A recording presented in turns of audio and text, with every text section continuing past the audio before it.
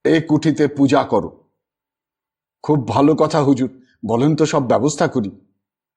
যা টাকা খরচ হইবে আমি দিবে, কবির গান দিতে হইবে। আগে গোবিন্দ অধিকারীর ভালো যাত্রার দল বায়না করি আসি, হুকুম করুন। সে কি আছে, যাত্রা হুজুর, সেজে এসে এই ধরুন Ram Sita Ravan. Oh I understand, like a theatre. বেশ, তুমি ঠিক করো, আমি টাকা দিবে। কোথায় হবে? হল ঘরে হইতে পারে। না হুজুর, বড় মাঠে পাল টাঙিয়ে আসর করতে হবে। গোবিন্দ অধিকারীর দল, অনেক লোক হবে, তুমি লইয়া আসিবে। সেবার পূজার সময় এক কাণ্ডই হলো গ্রামে। নীলকুঠিতে প্রকাণ্ড বড় দুর্গা প্রতিমা গড়া হলো। মনসাপতার বিশ্বম্ভর ঢুলি এসে 3 দিন বাজালি। গোবিন্দ অধিকারীর যাত্রা শুনতে 17খানা গাঁয়ের লোক ভেঙে পড়ল। তিলু স্বামীকে বললে, শুনুন, নীলু যাত্রা দেখতে যাবে বলেছে কুঠিতি। সেটা কি ভালো দেখায়? মেয়েদের বসবার জায়গা হয়েছে কিনা। গাঁয়ের আর কেউ যাবে? নিস্তারিণী যাবে বলছিল, নালুপালের বউ তুলসী যাবে ছেলে মেয়ে নিয়ে। তারা বড় লোক, তাদের কথা ছেড়ে দাও। নালুপালের অবস্থা আজকাল গ্রামের মধ্যে সেরা। তারা কিসে যাবে? বোধহয় পালকিতি। ওর বড় পালকি, নীলু ওতে যেতে পারে। গরুর গাড়ি করে দেবো এখন, তুমিও যেও। আমি আর যাব না। না কেন, সবাই যদি যায় তুমিও যাবে। খোকার ভারী আনন্দ অত বড় ঠাকুর দেখে, অমন সুন্দর যাত্রা দেখে। গাঁয়ের মেয়েরা কেউ যাবার অনুমতি পায়নি সমাজপতি চন্দ্র চাটুর্যের ছেলে কৈলাস চাটুর্যের। হেমন্তের প্রথমে একদিন বিকেলে শিবটন সাহেব ডাকালে হরকালী সুরকে, বললে, জওয়ান, গোলমাল হইল। কি সাহেব? এবার নীলকুঠি উঠিল। কেন হুজুর, আবার কোনো গোলমাল? কিছু না, সে গোলমাল আছে না, এ অন্য গোলমাল আছে। এক দেশ আছে জার্মানি, তুমি জানে? ও দেশ হইতে নীল রং ইন্ডিয়ায় আসিল, সব দেশে বিক্রয় হইল। সে দেশে কি নীলের চাষ হচ্ছে হুজুর? সে কেন, তুমি বুঝিলে না? কেমিক্যাল নীল হইতেছে, আসল নীল নয়, নকল নীল। গাছ হইতে নয়, অন্য উপায়ে, বাই সিনথেটিক প্রসেস। তুমি বুঝিবে না। ভালো নীল, চমৎকার। আমি সেই জন্যই তোমাকে ডাকাইলাম। এই দেখো। হরকালী সুরের সামনে শিবটন একটা নীল রঙের বড়ি রেখে দিলে। অভিজ্ঞ হরকালী সেটা নেড়ে চেড়ে দেখে সেটা রং পরীক্ষা করে অবাক হয়ে গেল। কিছুক্ষণ কোনো কথা বললে না। দেখিলে? হাঁ সাহেব, এ রং চলিলে আমাদের নীল রং কেন লোকে কিনিবে? এর দাম কত? শিবটন হেসে বললে, তাহা আগে জিজ্ঞাসা করিলে না কেন? আমি ভাবিতেছি দেওয়ানের মাথা খারাপ হইল। কত হইতে পারে? 4 টাকা পাউন্ড। 1 টাকা পাউন্ড, জোড় 1.5 টাকা পাউন্ড। হোলসেল 100 ওয়েট 90 রুপিস, 90 টাকা। আমাদের ব্যবসায় একদম গান ওয়েস্ট, মাটি হইল, মারা যাইল। হরকালীশুর এ ব্যাপারে অনেকদিন লিপ্ত আছে। নীল সংক্রান্ত কাজে বিষম ঘুণ। সে বুঝে সুঝে চুপ করে গেল। সে কি বলবে? সে ভবিষ্যতের ছবি বেশ স্পষ্ট দেখতে পাচ্ছে চোখের সামনে। চাষের নীল বাজারে আর চলবে না। খরচ না পোষালে নীল চাষ অচল ও বাতিল হয়ে যাবে। সে ভাবলে, এবার ঘুনি ডাঙায় উঠে যাবে সাহেবের। সেদিন হেমন্ত অপরাহ্নে বড় সাহেব জেনকিন্স শিবটন সুন্দর ভবিষ্যৎবাণী করেছিল। রামগোপাল ঘোষের বক্তৃতা, হরিশ মুখার্জির হিন্দু পেট্রিয়াট কাগজ, পাদ্রি লংয়ের আন্দোলন, যদিও দীনবন্ধু মিত্রের নীল দর্পণ এ সময়ের পরের ব্যাপার। তারপর নদিয়া যশোরের প্রজা বিদ্রোহ, স্যার উইলিয়াম গ্রের গুপ্ত রিপোর্ট যে কাজ হাসিল করতে পারেনি।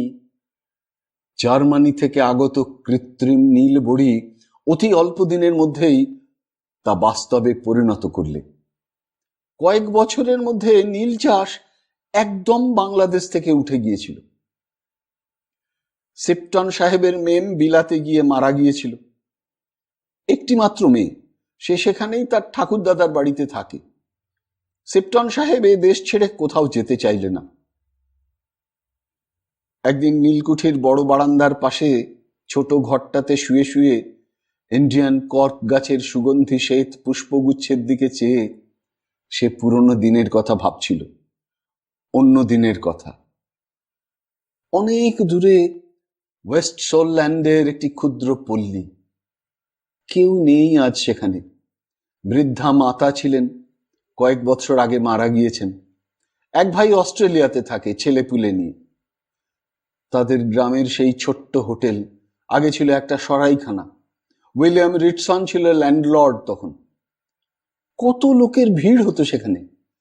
ল্যাংডেল পাইকস আর গ্রেট গেবল সামনে পড়ত, 1500 ফুট উঁচু পাহাড়। ওই সরাইখানায় কি ভিড় জমতো যারা পাহাড় দুটোতে উঠবে তাদের। জলের ধারে উইলো আর মাউন্টেন সেভ। বড়ডেল গ্রামের পাশ কাটিয়ে বিস্তৃত প্রান্তরের মধ্যে চলে গেল পথটা। কতবার ছেলেবেলায় মস্ত একটা বড় কুকুর সঙ্গে নিয়ে ওই পথে একা গিয়েছে বেড়াতে। একটা বড় জলাশয়ে মাছ ধরতেও গিয়েছে কতদিন। এল্টার ওয়াটার নামটা কত পুরনো শোনাচ্ছে যেন। এল্টার ওয়াটার, এত বড় বড় পাইক আর স্যামন মাছ কি মজা করেই ধরতো। রাইনোস পাস যখন অন্ধকারে ঢেকে গিয়েছে তখন মাছ ঝুলিয়ে হাতে করে আসছে এল্টার ওয়াটার থেকে। পেছনে পেছনে আসছে ভালো ব্রিডের গ্রেট ডেন কুকুরটা। মনে পড়ে, The cackles is screaming around us, the rivers are moaning below. গ্রাম্য ছড়া অ্যান্ডি গাইতো ছেলেবেলায়। মাছ ধরতে বসে এল্টার ওয়াটারের তীরে সে নিজেও কতবার গিয়েছে। পুরনো দিনের স্বপ্ন সব। গায়া, গায়া। গয়া এসে বলে, কি সাহেব? কাছে বসিয়া থাকো ডিহারি। What have you up to all day? কোথায় ছিলে? কি করিতেছিলে? বসে আছি তো, কি আবার করব? If I die here, যদি মরিয়া যাই, তুমি কি করিবে? ও কি কথা, অমন বলে না। ছি, তোমাকে কিছু টাকা দিতে চাই, কিন্তু রাখিবে কোথায়? চুরি ডাকাতি হইয়া যাইবে। সিপটন সাহেব হি হি করে হেসে উঠল, বললে, একটা গান শোনো গয়া। Listen carefully to the word, কথা শুনিয়া যাও। Modern you know. গয়া বললে, আহ, কি গাইবে গাও না, কটর মটর ভালো লাগে না। ওয়েল, শোনো। Yes, yes, the army, how we love the army. When the swallows come again, see them fly, the army. Gaya কানে আঙুল দিয়ে বললে, ও বাবা, কান গেল, অত চেঁচায় না।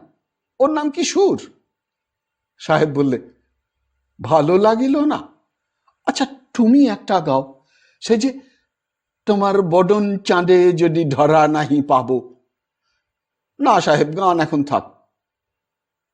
গয়া, কি? আমি মরিলে তুমি কি করিবে? ওসব কথা বলে না, ছি। No, I am no milk shop, I tell you. আমি কাজ বুঝি। নীলকুঠির কাজ শেষ হইল। আমি চলিয়া যাইব না এখানে থাকিব? কোথায় যাবে সাহেব? এখানেই থাকো। তুমি আমার কাছে থাকিবে? থাকবো সাহেব। কোথাও যাইবে না? না সাহেব। ঠিক? May I take it as a pledge? ঠিক মনের কথা বলিলে? ঠিক বলছি সাহেব। চিরকাল তোমার কাছে আছি, অনেক খাইয়েছ, মাখিয়েছ। আজ তোমার অসময়ে তোমারে ফেলে কনে যাব? গেলি ধম্মে সইবে সাহেব?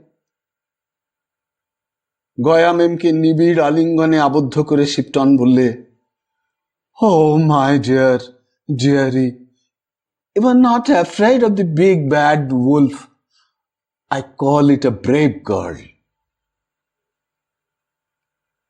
নিস্তারিণী নাইতে নেমেছিল ইছামতির জলে। কুলে কুলে ভরা ভাদ্রের নদী, তেতপল্লার বড় বড় হলুদ ফুল ঝোপের মাথা আলো করেছে। ওপারের চরে সাদা কাশের গুচ্ছ দুলছে সোনালি হাওয়ায়। নীল বনকলমির ফুলে ছেয়ে গিয়েছে সাঁই বাবলা আর কেড়ে ঝাঁকার জঙ্গল। জলের ধারে বনকচুর ফুলের শীষ, জলজ চাঁদা ঘাসের বেগুনি ফুল ফুটে আছে তট প্রান্তে। মটরলতা দুলছে জলের ওপরে, ছপাত ছপাত করে ঢেউ লাগছে জলে অর্ধমগ্ন বন্যে বুড়ো গাছের ডালপালায়। কেউ কোথাও নেই দেখে নিস্তারিণীর বড় ইচ্ছে হলো ঘোড়া বুকে দিয়ে সাঁতার দিতে। খরস্রোতা ভাদ্রের নদী, কুটো পড়লে দুখান হয়ে যায়। কামট কুমিরের ভয়ে এ সময় কেউ নামতে চায় না জলে। নিস্তারিণী এসব গ্রাহ্যও করে না। ঘোড়া বুকে দিয়ে সাঁতার দেওয়ার আরাম যে কি, যারা কখনো তা আস্বাদ করেনি তাদের নিস্তারিণী কি বোঝাবে এর মর্ম। তুমি চলেছ জলের স্রোতে নিত হয়ে ভাটির দিকে। পাশে পাশে চলেছে কচুরি পানার ফুল, টোপা পানার দাম, তেলাকুচো লতার টুকটুকে পাকা ফল সবুজের আড়াল থেকে উঁকি মারছে। গাংশালিক পানা শ্যাওলার দামে কিচকিচ করছে। কি আনন্দ, মুক্তির আনন্দ! নিয়ে যাবে কুমিরে, গেলই নিয়ে। সেও যেন এক অপূর্বতর বিস্তৃততর মুক্তির আনন্দ। অনেক দূর এসে নিস্তারিণী দেখলে গাঁয়ের ঘাটগুলো সব পেরিয়ে এসেছে। সামনে কিছু দূরে পাঁচপোতা গ্রাম শেষ হয়ে ভাসানপোতা গ্রামের গয়লাপাড়ার ঘাট। ডাইনে বনাবৃত তীরভূমি, বাঁয়ে ওপারে পটলের ক্ষেত, ঝিঙের ক্ষেত, আরামডাঙ্গার চাষিদের। সে ভুল করেছে, এত দূর আসা উচিত হয়নি একা একা। কে কি বলবে? এখন খরস্রোতা নদীর উজানে স্রোত ঠেলে সাঁতার দিয়ে যাওয়া সম্ভব নয়, আর এগোনোও উচিত নয়। দক্ষিণ তীরের বন জঙ্গলের মধ্যে নামা যুক্তিসঙ্গত হবে কি? হেঁটে বাড়ি যেতে হবে ডাঙায় ডাঙায়, পথ তো সে চেনে না। সাঁতার দিয়ে ডাঙার দিকে সে এলো এগিয়ে। বন্যে বুড়ো গাছের সারি সেখানে নত হয়ে পড়েছে নদীর জলের ওপর ঝুঁকে। গাছপালায় লতায় পাতায় নিবিড়তর জড়াজড়ি। বনবিহঙ্গের দল জুটে কিচকিচ করছে ঝোপের পাকা তেলাকুচো ফল খাওয়ার লোভে। বনের মধ্যে শুকনো পাতার উপর কিসের খসখস শব্দ। কি একটা জানোয়ার যেন ছুটে পালালো, বোধহয় খ্যাঁকশিয়ালি। ডাঙায় উঠবার আগে হাতের বাউটি জোড়া উঠিয়ে নিলে কবজির দিকে। সিক্ত বসন ভালো করে এঁটে পড়ে কালো চুলের রাশ কপালের ওপর থেকে দুপাশে সরিয়ে যখন সে ডান পাখানা তুলেছে বালির ওপর, অমনি একটা ঝিনুকের ওপর পা পড়ল ওর। ঝিনুকটা সে পায়ের তলা থেকে কুড়িয়ে শক্ত করে মুঠি বেঁধে নিলে। তারপর ভয়ে ভয়ে বনের মধ্যেকার সুঁড়ি পথ বেয়ে বিছুটি লতার কর্কশ স্পর্শ গায়ে মেখে সেঁড়াকুল কাঁটায় শাড়ির প্রান্ত ছিঁড়ে অতি কষ্টে এসে সে গ্রাম প্রান্তের কাওরা পাড়ার পথে পা দিলে। কাওরাদের বাড়ির ঝিবউয়ের দল ওর দিকে কৌতূহলের দৃষ্টিতে চেয়ে চেয়ে দেখতে লাগলো, খানিকটা বিস্ময়ের দৃষ্টিতেও বটে। ব্রাহ্মণ পাড়ার বউ একা কোথায় এসেছিল এত দূর, ভিজে কাপড়, ভিজে চুলে? বাড়ি পৌঁছে নিস্তারিণী দেখলে বাড়িতে ও পাড়ায় গোলমাল চলেছে। কান্নাকাটির রব শোনা যাচ্ছে তার শাশুড়ির, পিস শাশুড়ির। সে জলে ডুবে গিয়েছে বা তাকে কুমিরে নিয়ে গিয়েছে সিদ্ধান্ত। ফিরতে দেরি হচ্ছে দেখে যারা স্নানের ঘাটে ওকে দৌড়ে দেখতে গিয়েছিল তারা ফিরে এসে বলেছে কোনো চিহ্নই ওর নেই কোনো দিকে। ওকে দেখে সবাই খুব খুশি হলো। শাশুড়ি এসে মাথায় হাত বুলিয়ে বুকে জড়িয়ে আদর করলেন। প্রতিবেশী নীরা এসে স্নেহের অনুযোগ করলে কত রকম। ভাত খাওয়ার পরে ননদ সুধামুখীকে সঙ্গে নিয়ে রান্নাঘরের পেছনের কুলতলায় সেই ঝিনুকখানা খুললে নিস্তারিণী। ঝিনুকের শাঁখ দুজনে ঘেঁটে ঘেঁটে দেখতে লাগলো। এসব গায়ের সকলেই দেখে ঝিনুক পেলে। কুলের বিচির মতন একটা জিনিস হাতে ঠেকল ওর। কি রে ঠাকুরজি, এটা দেখতো। ওরে, এ ঠিক মুক্ত। দূর, ঠিক বলছি বৌদিদি, মায়েরই মুক্ত। তুই কি করে জানলি মুক্ত? চল দেখাবি মাকে। না ভাই ঠাকুরজি, এসব কাউকে দেখাসনি। চল না, তোর লজ্জা কিসের?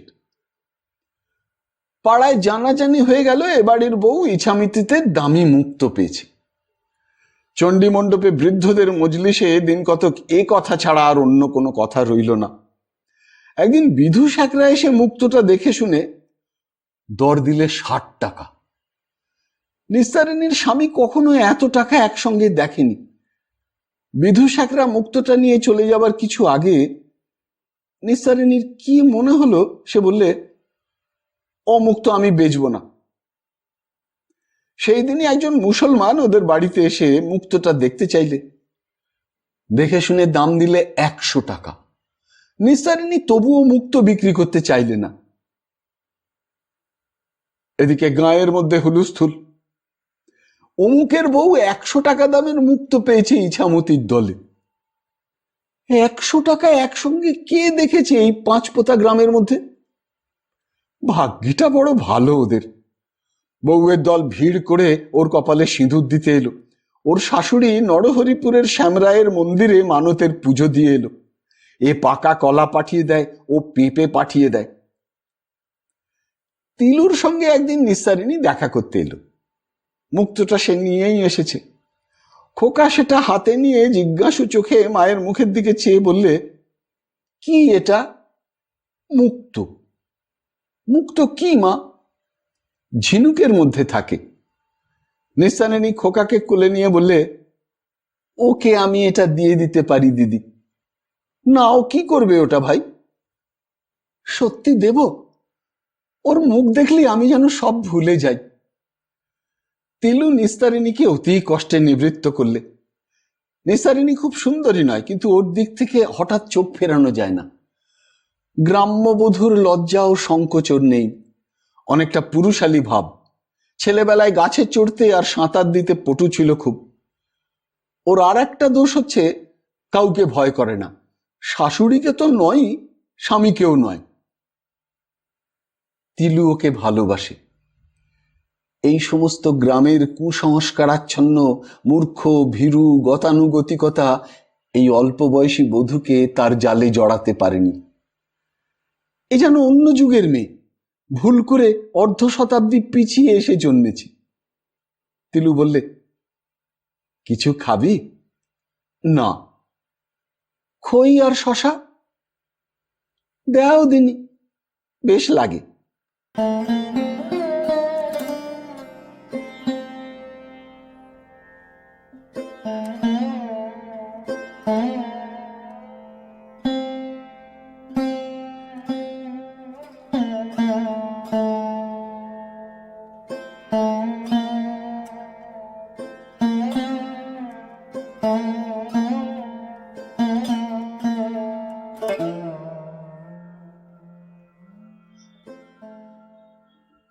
শুনলেন বিভূতিভূষণ বন্দ্যোপাধ্যায় রচিত উপন্যাস ইছামতি 12 পর্ব। যদি এই অনুষ্ঠানটি আপনার ভালো লেগে থাকে তবে অবশ্যই একটি লাইক দিয়ে আমায় উৎসাহিত করবেন। যারা এখনো আমার এই চ্যানেলটিকে সাবস্ক্রাইব করেননি তারা অনুগ্রহ করে সাবস্ক্রাইব বোতামটি টিপে আমার এই চ্যানেলটিকে সাবস্ক্রাইব করে নেবেন এবং ভিডিওর কমেন্ট বক্সে আপনার মূল্যবান মতামত জানিয়ে চ্যানেলটিকে আরও এগিয়ে নিয়ে যেতে আমায় সাহায্য করবেন। ভালো থাকুন, পাশে থাকুন, সুস্থ থাকুন আর শুনতে থাকুন সাহিত্যের মণিমাণিক্যগুলি অনুষ্ঠানটি। নমস্কার।